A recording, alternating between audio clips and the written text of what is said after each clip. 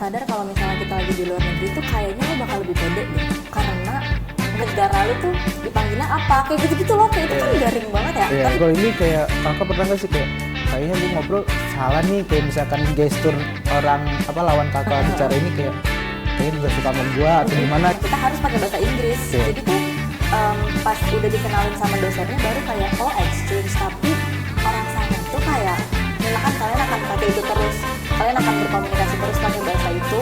Terus kedua nggak perlu banyak-banyak sih, cuman Tapi apa orang-orang sana tuh kebawa ya kakak ya, kakak iya kayak banget, iya. kalau misalnya gue nggak belajar ya gue ketinggalan nih Iya, kayak gitu kan. dan semua orang tuh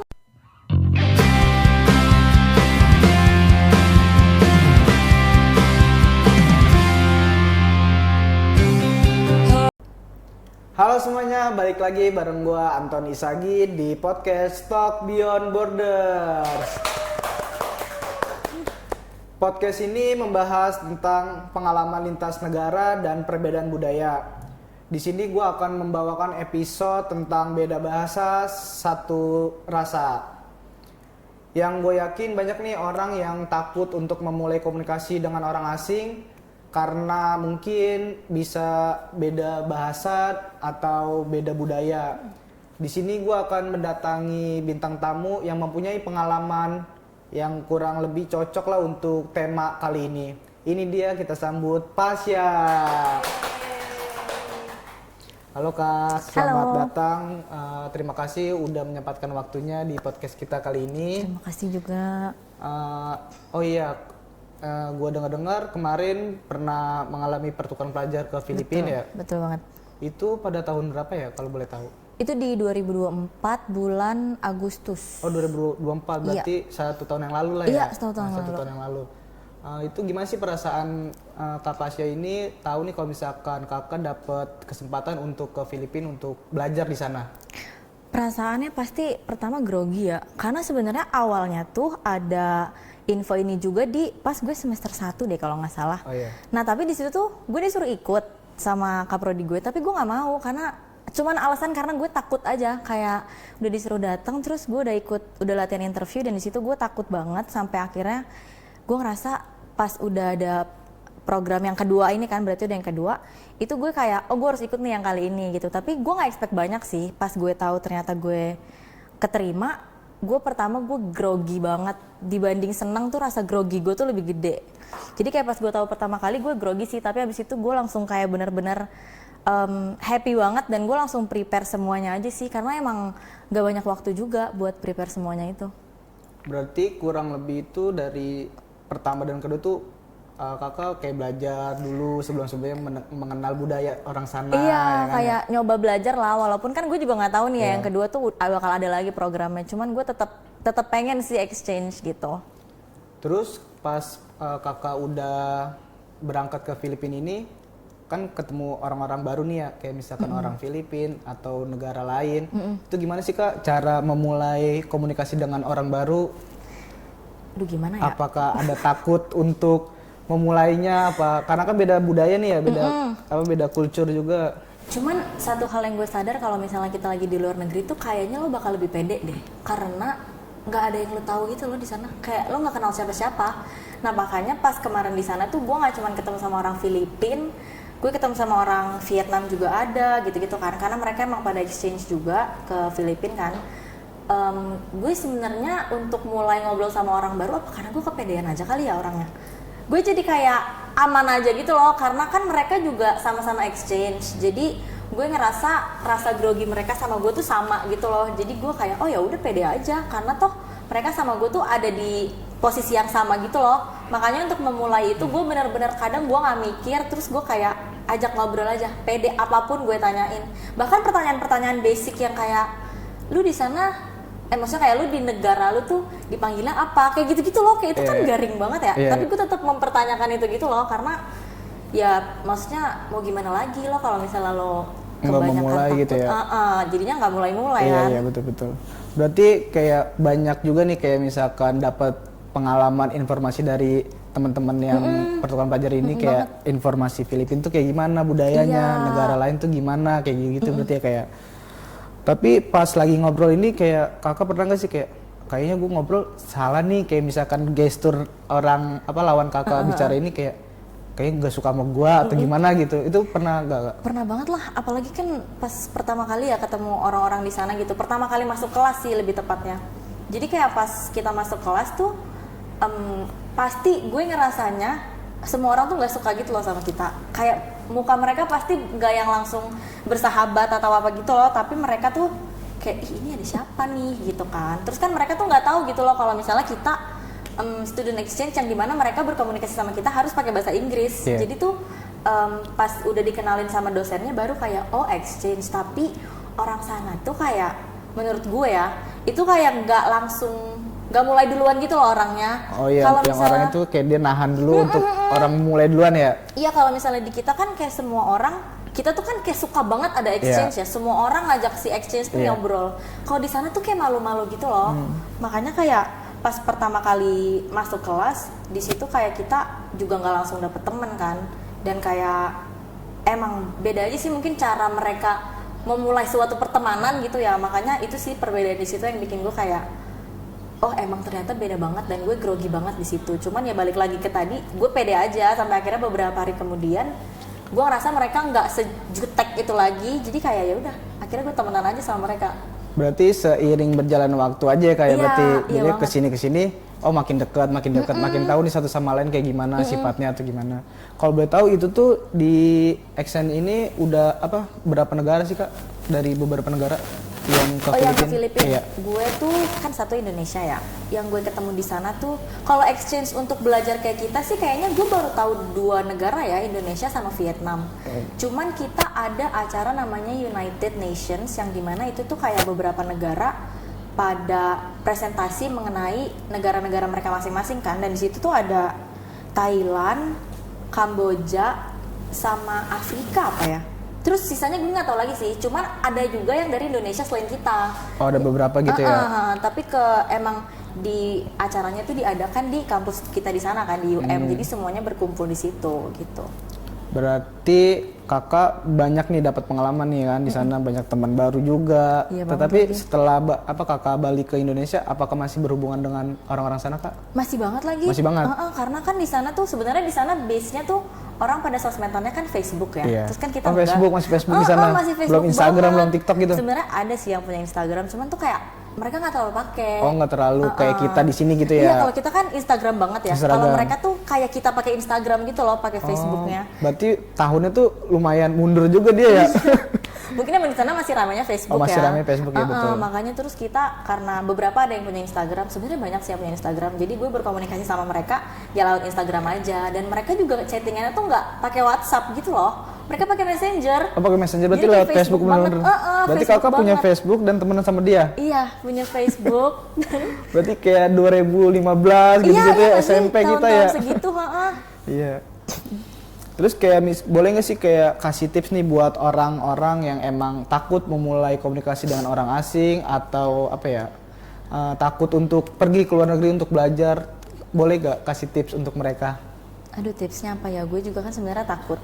Tapi intinya menurut gue satu paling penting adalah persiapan aja sih, preparation. Jadi kayak maksudnya kalau exchange nyari tahu satu tentang exchange-nya dulu, kayak misalnya kayak kalian tuh akan pakai bahasa apa sih di sana. Itu sih nomor satu ya menurut gue, bahasa, karena kan kalian akan pakai itu terus. Kalian akan berkomunikasi terus pakai bahasa itu. Terus kedua, nggak perlu banyak-banyak sih, cuman cari tahu sedikit tentang si negara yang mau kalian datengin ini, karena mereka tuh seneng banget kalau misalnya kita tuh tahu apa yang ada di negara mereka gitu loh. Jadi menurut gue itu akan memudahkan kalian buat berkomunikasi dengan baik. Nah terus selanjutnya kalian siapin mental, karena ternyata kemarin pas gue di sana tuh jadwalnya beda banget sama jadwal kita di sini. Kalau jadwal kita di sini tuh kan kayak seminggu tuh matkulnya beda-beda kan, setiap harinya. Kalau di sana tuh setiap hari matkulnya sama dan lo masuk setiap hari.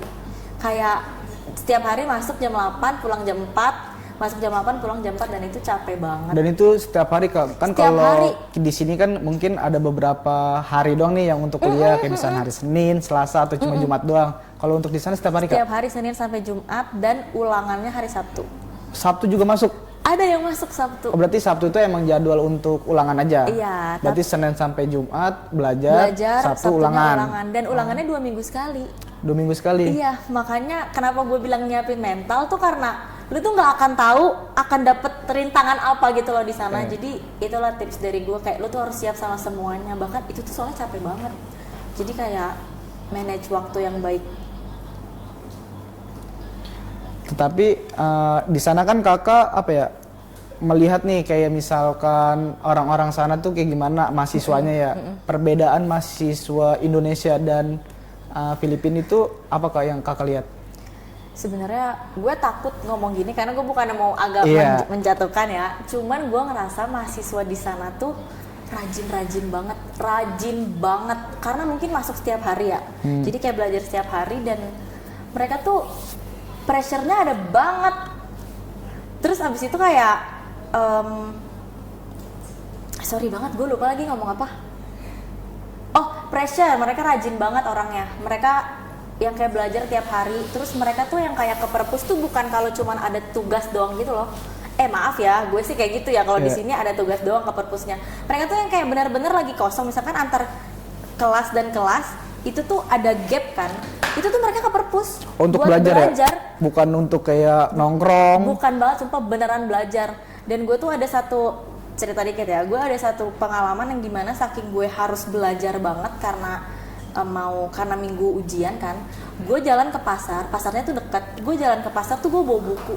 Gue belajar sambil jalan ke pasar. Gue mau belanja, gue belajar dulu, saking semua orang tuh serajin itu dan sepinter itu. Berarti orang-orang sana tuh ke bawah ya kakak ya? Kakak iya kayak banget. Kalau misalnya gue nggak belajar, ya gue ketinggalan nih kayak gitu kan. Dan semua orang tuh nge-pressure gue kayak, sebenarnya enggak sih, gue yang nge-pressure diri gue sendiri kayak, lu kan exchange, masa lu kalah sih sama orang-orang? Kan gue gitu jadinya. Dan kita gua juga jadi kayak, membawa nama negara juga. Iya, takutnya kalau misalnya kita nggak ngikutin itu, takutnya kita menjelekkan negara kita. Iya, ya kan? makanya gue takut ntar dikiranya kok orang Indonesia kayak gitu.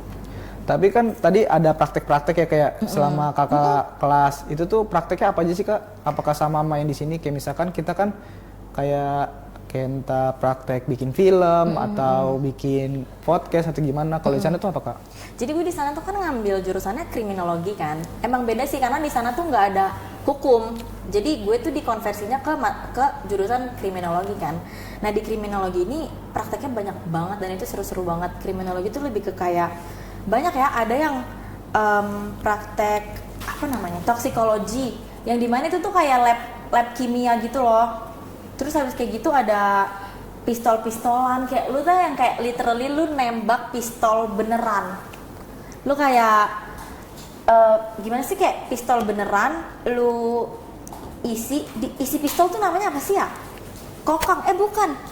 Pokoknya lu kayak itu pistol beneran terus lo isi, terus lo tembakin tapi nggak ke yang berbahaya ya. Oh itu praktek kayak gitu kak? Prakteknya kayak gitu, berarti kayak polisi gitu ya, sekolah-sekolah tentara. Iya kali ya kayak gitu, dan tapi nggak semua orang boleh nyoba sih. Jadi kayak berarti ada izin-izinnya aja gitu ya, perizinannya. Iya benar banget. Bisa.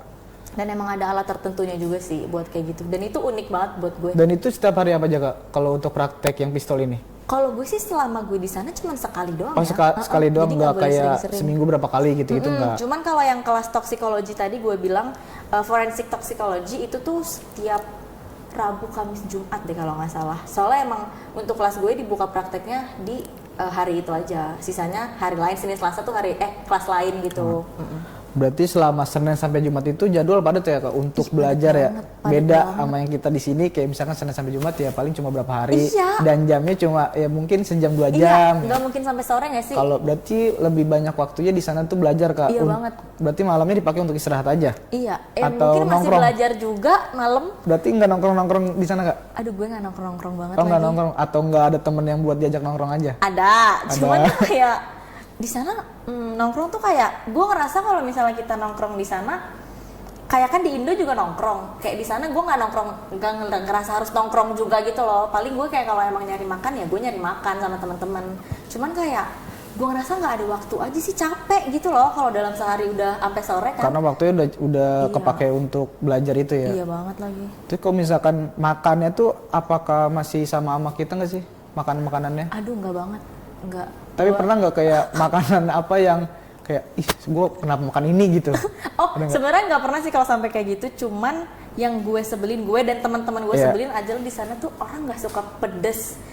Dibanding kita tuh mereka benar-benar nggak tahu deh, parah banget nggak suka lidahnya pedes. beda kali ya. Iya, mereka tuh kayak makan saus sambal dikit itu tuh udah keringetan. Sedangkan kita kan orangnya sambel banget ya, kayak sambel cuman cabai digoreng diulek langsung jadi makanan gitu. Mereka tuh nggak bisa, mereka tuh kaget banget sama makanan kita yang sepedes itu. Terus pas di sana jadi kayak ada makanan-makanan yang dimana susah banget dicari, yaitu saus.